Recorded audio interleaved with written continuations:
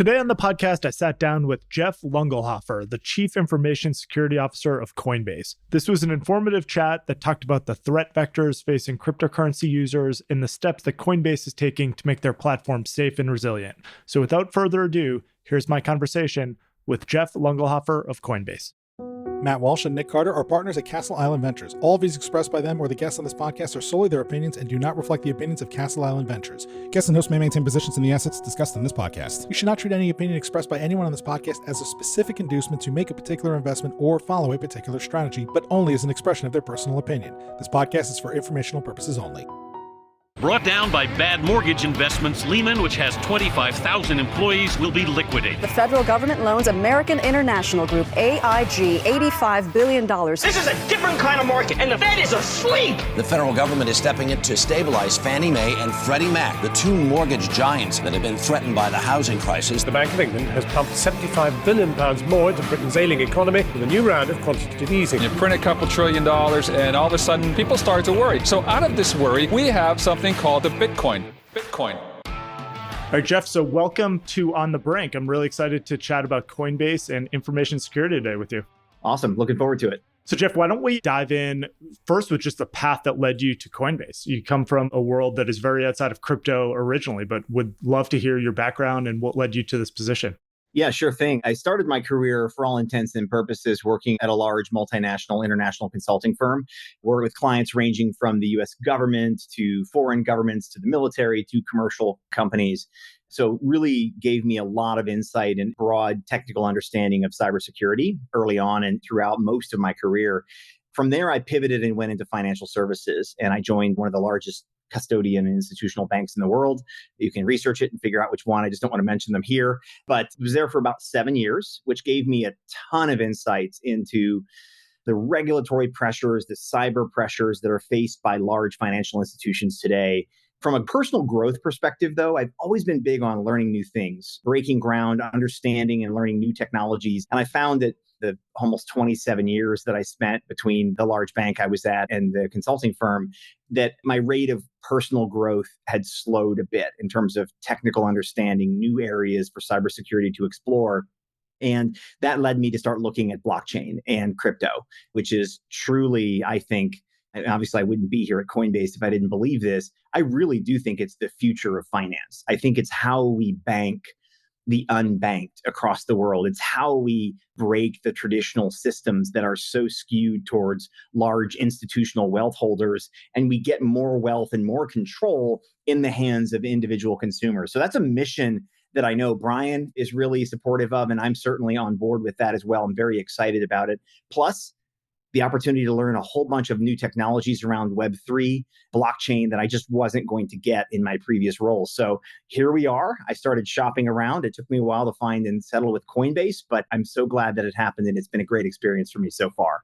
That's awesome. Well, it's great to align with the mission of the company. And obviously, a lot of that has happened with Coinbase being really a key backbone on stablecoins and Bitcoin and ETH. So sounds like a fascinating role. Folks in the audience might not have a great understanding of what a Chief Information Security Officer actually does. So I'd love to understand what that role is at Coinbase and how you think about it. Yeah, absolutely. So Chief Information Security Officer, or CISO for short, you've probably heard that acronym before. There are different types of CISOs that you'll encounter across different industries and different companies. Here at Coinbase, the CISO position that I sit in is a full scope operational and governance type role. So what does that mean? That means I own and drive our security operations, the folks that are watching our networks, that are watching our blockchains that we participate in, like Base, our L2 on the Optimism network that we launched. We're watching that blockchain. We're looking for any potential malicious actors, things that might be going wrong that would negatively affect our business on chain. We're monitoring our AWS instances, our GCP instances. We are the eyes on glass. We are the threat intelligence team looking to understand what our adversaries are doing. We also look out for our customers. So I own trust and safety. So that's a specialized team of folks who helps customers when they're having potentially a bad day. They have an account takeover. They have malware on their local machines. Their Gmail accounts have been compromised. We help them when they're having what some might say is some of the worst days of their lives, when they potentially are losing money because of a threat actor. So I own all of that, all of those operational pieces. And that's not to mention application security, managing our CI/CD pipeline in a secure way. All of that sits in my remit. Similarly, I also help write policies and standards that set the tone from a security perspective across the company. I sit on a number of councils that help implement and guide those policies. I sit on panels where we accept risks formally for the company. So it's a mixed role of sort of that policy and governance side that I mentioned there towards the end, and that operational security side that I talked about in the beginning. Now, I do want to be clear. A CISO at one company can be very different than a CISO at another company. At Coinbase, it's what I consider to be a full scope CISO role. It was the same way at the bank that I was at previously. But there are CISOs out there that are predominantly on the governance side. They really focus on the policies, the standards, the risk accepts, things like that. And there are CISOs that are more on the operations side. They don't get involved in that. They focus on operations. Personally, for me, it's most rewarding if I get to see both sides of that coin. That makes a ton of sense. I'd imagine it's a really challenging role in a lot of respects when you interface with the product side of the organization. So Coinbase has a million great product ideas. Obviously, there are other companies in the industry that have really pushed the risk limits on some of the products that they've rolled out. So maybe talk a little bit about what that looks like when a new product idea comes up and how you interface with whether or not that's actually a good idea to roll out to full-scale customers. Yeah, sure thing. First off, I firmly believe that it is the CISO's role and the cybersecurity team's role to enable our business. That is our number one function. We have to enable the business to continue to roll products that our customers want. Otherwise, we have no customers to protect because they've all left the platform, right? So you really can't put one before the other. I think it's a really important thing. And I do think that's where some security professionals may fall down a bit. At the same time, we have a large customer base here at Coinbase. We have, I don't know the exact numbers right now, but by assets under custody, we are the largest exchange by a pretty significant margin. So that's a lot to protect. So what I'm pleased to say is we've come to a pretty happy medium here at Coinbase. Our product teams are always pushing the envelope on releasing new services for our customers, new products for our customers, launching Base, the L2 network that I mentioned a little bit ago, which is based on the Optimism stack. What a great playground that is for developers and builders and anybody in the crypto community to stretch their wings in a really diverse and highly functional ecosystem. When we launch new initiatives and new products like that, though, our product teams know that they need to first capture their technical requirements, capture their designs, and my team is involved in the review process for those. So when an idea sort of is first instantiated, we're involved. We're looking at it. Hey, are you thinking about the right controls? Are you thinking about authentication, our ability to monitor, our ability to stop if something really bad happens in that ecosystem, our ability to respond, I should say. So those are all things that we're considering. And then as they go through the build and development process, we're there with them doing code checks, pen tests, red teams, making sure they're using the right code frameworks. So it's a very back and forth kind of relationship. And I think it's very productive and it's a very healthy relationship here at Coinbase. That makes a lot of sense. Now, one of the products that has just been massively successful here over the past quarter is the rollout of these Bitcoin ETFs, where Coinbase obviously has a large role as custodian and facilitating some of the liquidity around this. How has that changed what your role looks like, just based on all of this new AUM and these new customers that have come on board?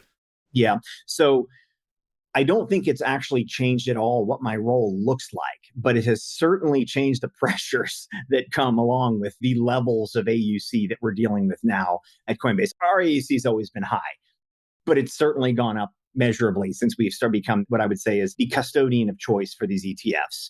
First of all, I want to say it's amazing that we're the custodian of choice. And I think that really demonstrates our commitment to being the most trusted name in crypto. That's something that I'm very passionate about. Brian is passionate about it. Everyone up and down the executive committee is super passionate about it. So I really do think that that dedication to security is what makes us the obvious choice when a company is looking for a custodian partner as it relates to their Bitcoin ETF that they may be launching.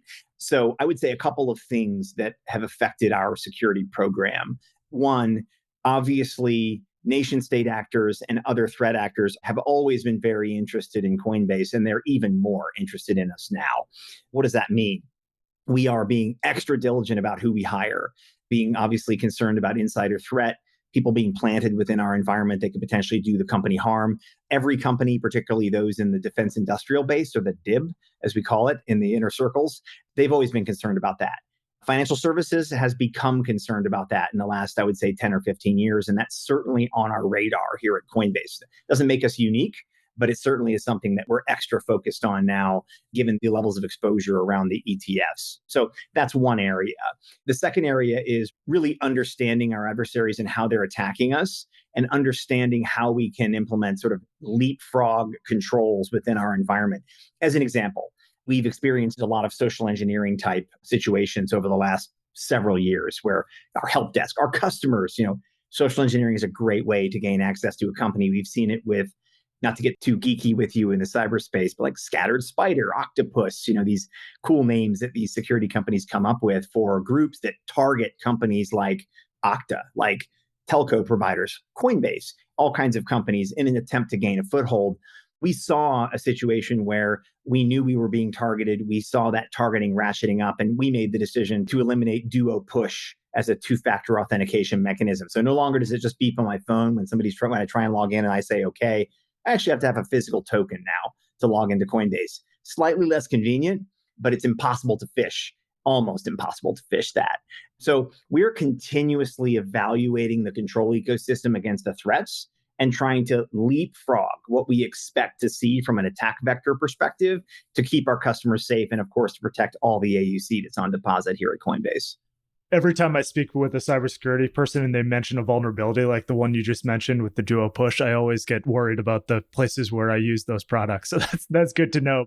Well, I can help you with that. If you want a 5-minute tutorial, I can tell you how to prevent that from being a problem for you. Well, you'd be surprised how many large entities still use that, which is kind of scary.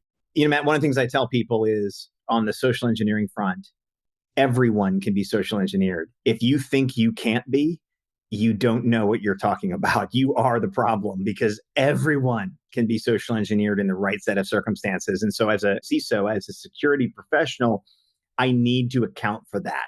None of this, oh, no, that could never happen to me. You're stupid if that happens to you. No, you're stupid if you think that couldn't happen to you, because in the right set of circumstances, I guarantee it could. So it's a scary world.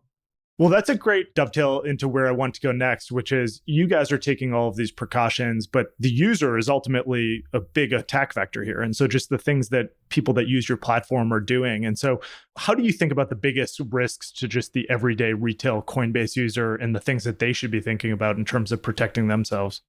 Absolutely. Every time I get a chance to speak directly to our customers, and I will bet you that there will be Coinbase customers listening to this podcast. So I'll speak to them directly for a second. Coinbase offers a wide variety of authentication technologies.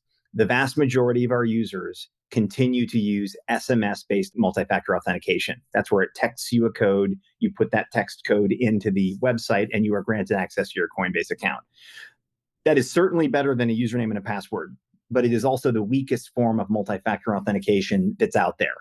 I strongly encourage everyone, if you have any level of assets on our platform, to at least use time-based one-time password tools such as Google Authenticator. Get the mobile carriers out of the equation of getting those codes. I want that code coming up directly on your phone where only you can see it. Another step up from that would be to use a passkey. Let's get rid of passwords altogether. And I think we're just starting to launch this on Coinbase.com. If not, it's coming soon. But let's get rid of the passwords altogether. Let's use a passkey to grant access to your account. Even the best case, though, if you're a customer and you have large volumes of assets available on Coinbase, so lots of Bitcoin, lots of Ether, it's really meaningful to you as an investor and in your professional world, please use a YubiKey, a physical token to gain access to your Coinbase account. That will save you from 99% of phishing attacks and social engineering attacks out there. We track our users by the type of authentication that they're using, how many account takeovers or ATOs that we see. Once you get to the users that are using physical tokens, the number of ATOs that we see is precipitously low. It's almost zero. So I encourage folks, please use the strongest form of authentication available at Coinbase. Then I would take it a step further, Matt. Your Gmail account, the account that you use as sort of the basis of your other accounts. Look at your multi-factor authentication schema there. Because if I get access to your Gmail, what does that do for me in terms of being able to unlock your personal ecosystem of finance? It does a lot. So enable a YubiKey there, enable a hardware-based authentication solution there as well. That gives you multiple layers of protection for Coinbase and your other financial providers. You said so many interesting things in that answer that I'd love to dig into. The first is around SMS two-factor authentication and the role of the carriers and some of these, frankly, bad things that have happened over the course of this industry. It seems to me like this should be a national scandal. I can't believe that we are still living in a world where this is happening with SIM swapping. So what is kind of the fundamental issue with the carriers here, and why is this an unsolved problem still? So I'm going to give you two really important data points on this. One, forget the carriers. The SMS standard, as it was developed and instantiated, was never intended to be a secure standard for communication. That's not how it was designed. It was designed for me to say, hey, Matt, what's up? Where are we having lunch today? It was not designed to say, hey, I'd like access to millions of dollars of assets. Okay, cool. I'll do that securely for you. It was never designed that way. I do interface with some of my peers at some of the large telco providers that are out there. And I think the vast majority of them would agree they don't want to be involved in that. Of course, they can't control how their SMS networks are used, but they don't want SMS to be used in the way that it has been used, unfortunately, across the cybersecurity industry. So I think that's answer number one. Answer number two is, remember back in the day when if you change your cell phone provider or any of your phone providers, you lost your phone number. Like you just didn't get to keep it with you. And then the government came along and passed something called, I think, the Portability Act. I forget the exact name, but it was a law, or it may have been an FCC regulatory action. Apologies, I don't remember which one, that made it such that carriers were required to make phone numbers portable. And as a result, it's much easier to port phone numbers, even from one carrier to another. They've implemented multiple things like PIN numbers and things like that they can use to protect your phone. But the reality is consumers demand the ability to go into a Verizon store or a T-Mobile store or AT&T store or whichever your carrier of choice and say, I'd like a new phone. Turn it in, they give you a $50 credit, you get your new phone, and it's working before you walk out the door. If you can do that, you can SIM swap. So it's a combination of what consumers are demanding, what the regulations require, and the fact that the protocol is just inherently so insecure in the first place. It just makes it very poorly suited for, unfortunately, the way a lot of companies are forced to use it, which is SMS as a multi-factor form of authentication. I guess it wouldn't be an issue if everyone just had a YubiKey or everyone had a personal signing device, but we don't really live in that world. Those devices cost money. It's $30 or something like that for a YubiKey. I'm just using them as one example. There are a number of U2F tokens that you can choose from. But for example, Google Authenticator is free. Anybody can download that. There's a number of free TOTP solutions that are out there that are available that use the FIDO standards that are widely published and used across different security-minded organizations that you can use for free. Consumer adoption is hard, Matt. It's hard to get people to change the way they do things. That's one of the most challenging things in security. We often say users are the weakest link in the security chain. And that is unfortunately a lot of times true because people get comfortable with the way of interacting with technology and they don't want to change. I understand that. But at the same time, I am always encouraging our customers use the strongest form of authentication available in every case. It's just ultimately better. And I think ultimately, as the technologies improve, it's going to be more and more convenient to do that as well. Well, one area where the technology obviously has improved is on Passkeys. And so you guys have rolled that out. And the user experience, I'd say, is pretty delightful. It's a lot better from what I remember. Like a couple of years ago, the user flows, they looked a lot different. So could you maybe talk a little bit about just how Passkeys work and how you see this factoring into the way that you guys approach security? Sure, absolutely. So a passkey, think of it as and I'm going to use cryptographers and real hardcore security folks will cringe at this analogy, but think of it as a cryptographic key that's stored on your local device. And in most cases, for example, on a modern laptop or a phone, it's stored in the hardware security chip on the device itself. So it may be stored in your Google account or your Apple account, but it's also loaded in for day-to-day use into that hardware module on your phone. And when you try and interface with a website that uses a passkey, it's going to present to you a challenge that it expects you to sign with that cryptographic key that's on your local device. And then it's passed over to the server. The server can determine immediately whether the actual secret key was used to sign that or not. If it was, then it goes ahead and allows the connection because it can confirm that not only that you're Matt Walsh, but that you're Matt Walsh using your iPhone or your Android device or your PC or whatever it may be, and you have access to that passkey material, and you've unlocked your device to enable that to work. So it can confirm all of that from one single exchange. Note, that exchange does not require you to enter in a password. And so that is super important because that password piece is where this exposure to phishing comes into play. So for example, let's use the most common scenario for a bad actor harvesting credentials from someone. Matt, I'm going to blow up your phone with text messages saying, hey, I'm Bank of X. I'm just going to make up a bank. And we see unauthorized transfers. We know you're a customer. Please log in and confirm these transactions. And there's a login link. And it's like Bank of X account security.com or something like that, right? And you click on that and it comes up. It looks exactly like your bank. And what do? You put in your credentials and bam, you just got phished because that was a malicious domain. Now let's imagine that you're using a passkey and you go to Bank of X. You click on that link and it takes you to this website. Your browser is going to go, yeah, no, this passkey is not going to be used here. It's never going to even try and use that passkey to authenticate. In fact, you're going to see a username and a login prompt probably, and you're going to go, what the heck is that? I haven't used that in a couple of years. And you couldn't enter anything in there even if you wanted to. So it takes away from the adversaries the most common attack pattern that they have. Now, it's not perfect. If I have an insecure device, an old Android device, a laptop or a PC that doesn't have a trusted processing module, or I believe it's TPM on it, that hardware security module on it, and I completely take over your device and I steal that passkey, well, that's not good. But think about it.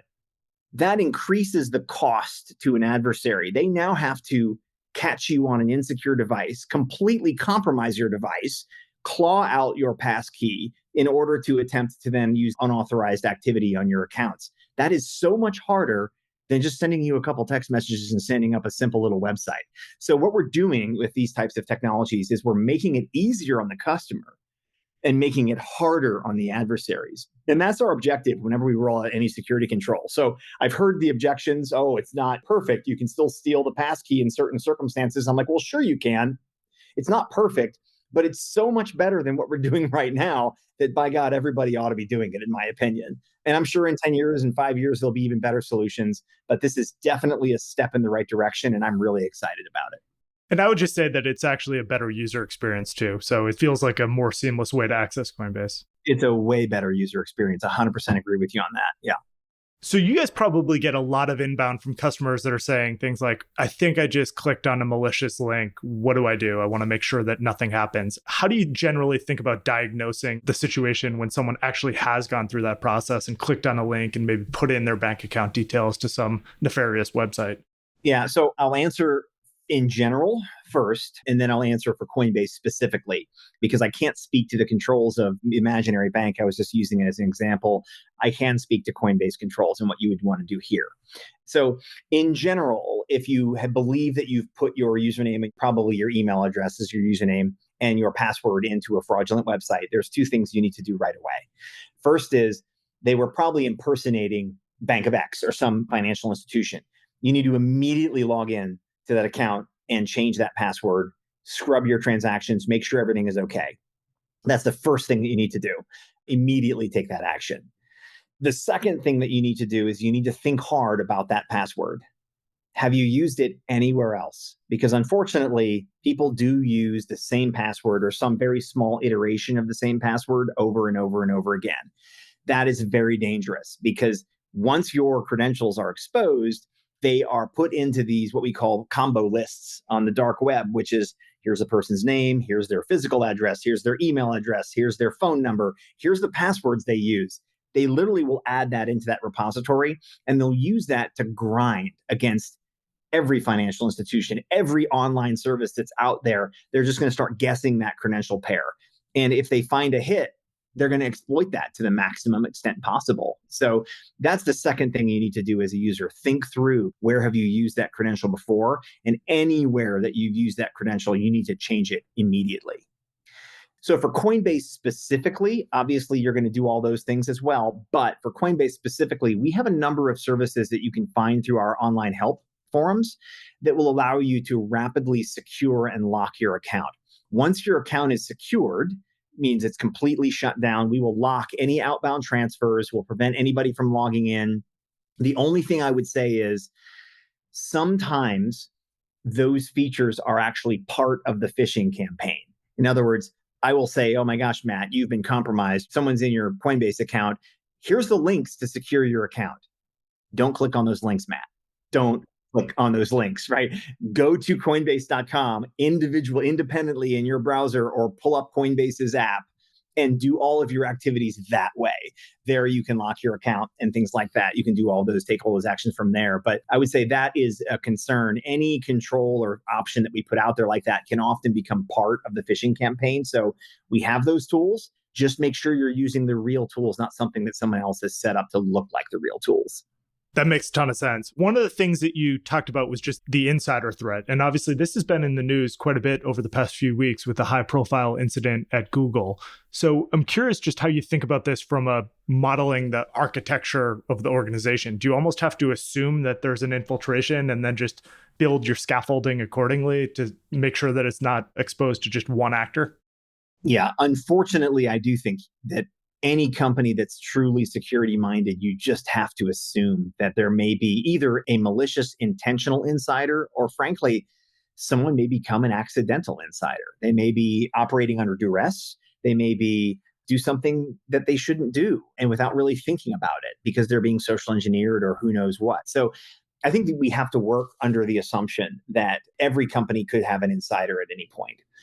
So how do we deal with that here at Coinbase? We take the safety and control of assets extremely seriously here at Coinbase. In order to gain access to funds, to be able to gain access to functions that would allow for the exfiltration of Coinbase or customer funds, there is an incredibly rigorous amount of control that's required in order to gain that level of access. Almost no individual has access to that.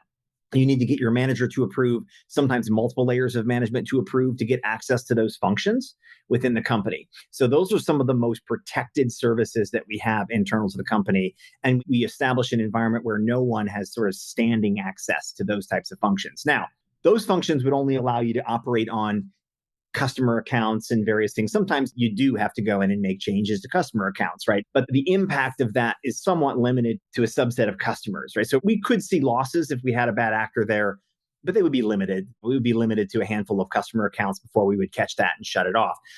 The real trick with cryptocurrency is maintaining control of the keys to our omnibus wallets, which is where those ETF or the Bitcoins that we hold for those ETFs are stored. And there we have an incredibly rigorous control environment. Our cold wallets, for example, we have a whole ceremony that we run to generate those cold wallet secrets, to generate those cold wallets, I should say. Those wallets and those secrets are then sharded amongst various different shards. They're broken up. And at no point do all of those come together except under the control of a very rigorous ceremony. We call it a key ceremony that we run, where we will bring, I'm not even getting into the details, certain people together that are known by a very limited number of people who can come together with some of that key material, rehydrate it. Then we're able to reconstitute a cold wallet, make moves in and out of those cold wallets in a way that's very, very safe and secure. But the amount of rigor that then controls that we have around our wallets is such that there is no 1, 2, or 3, or 4 people who could do it. It would require a vast conspiracy of individuals, and that's the way we like it, because the probability of that happening at a place like Coinbase is very, very low. One of the cool things to dovetail onto that ETF point that you made is you have at least one issuer, Bitwise, who's a portfolio company of ours, that's actually producing the wallets in partnership with you to prove that the Bitcoin are actually in the account. So I guess that's an added level of security for an investor to just view, okay, I'm investing in this product and here's the actual wallet address at Coinbase. And yes, the funds are still there. So that was a pretty cool initiative. That's the beauty of blockchain. It's all public. So if you know the wallet address, you can always check and monitor it in real time. You can see in near real time what's happening with the assets. So it is a powerful thing about these L1 and L2 networks that are available out there. Very powerful.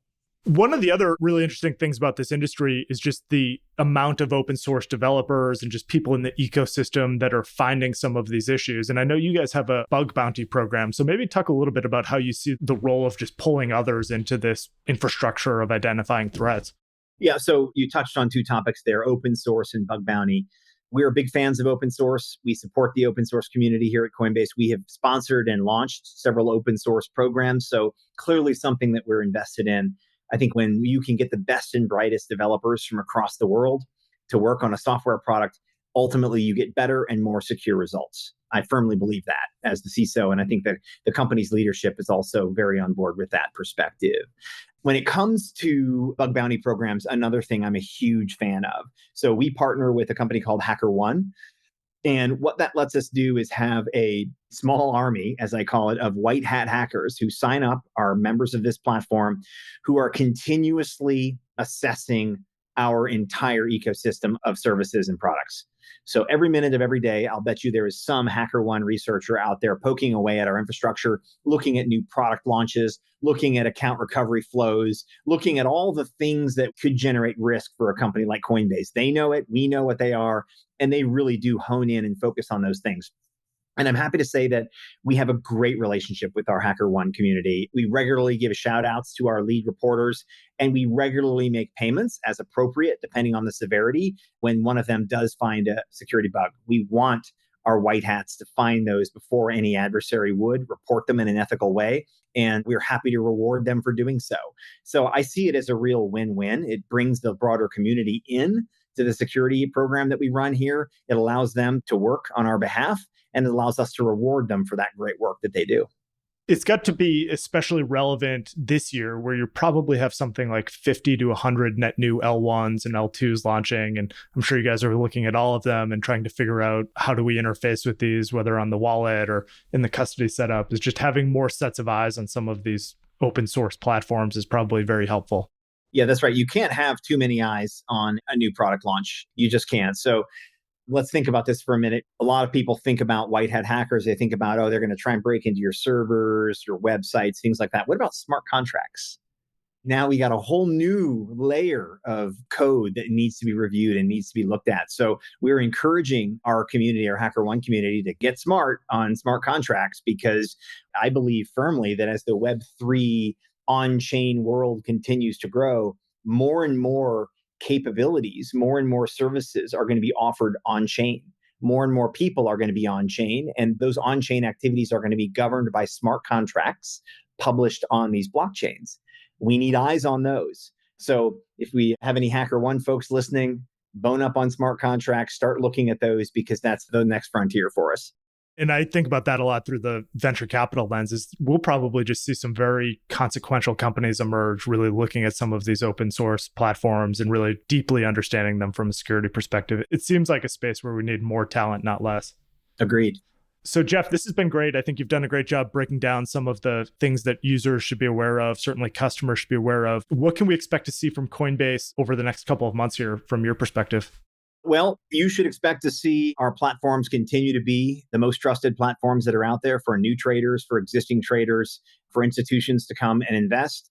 One of the things that we're doing over the next couple of months is we're doubling down. We're investing more in cybersecurity. We're bringing in more talent to make sure that we can retain that name as the most trusted name in crypto. That's so important to our brand. It's so important to our customers. And that's what people can expect to see. Now, from the product side of the house, we have a lot of really exciting things coming up. I am not authorized to release those here, unfortunately, and I'm a security guy. So I'll stick to talking about the controls and the investments that we're making from a cybersecurity perspective.